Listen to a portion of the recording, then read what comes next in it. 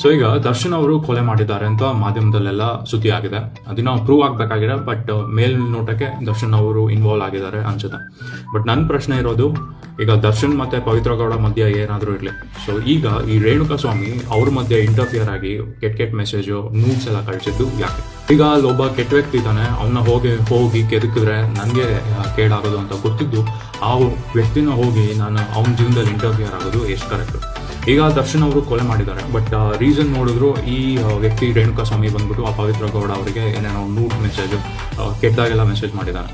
So Renuka ಸ್ವಾಮಿ ಈಗ ಅಲ್ಲಿ ಹಾದಿದೆ ಹೋಗ್ಬೇಡಪ್ಪ, ಅಲ್ಲಿ ಹುಲಿ ಇದೆ ಹೋಗ್ಬೇಡ, ನಿನ್ನ ಜೀವಕ್ಕೆ ಆಪತ್ತಿದೆ ಅಂದ್ರು ಅಲ್ಲಿ ಜಾಗಕ್ಕೆ ಹೋಗಿ ಅದ್ರ ಜೊತೆ ಸರ್ಸಾಡಿ ಸತ್ರೆ ಇದು ಯಾರು ರೆಸ್ಪಾನ್ಸಿಬಲ್ ಆಗ್ತಾರೆ? ಒಪ್ಕೊಂತೀನಿ ದರ್ಶನ್ ಅವರು ಮಾಡಿದ್ದು ಕೃತ್ಯ ತುಂಬಾ ಹೀನಿಯಸ್ ಅಂತ.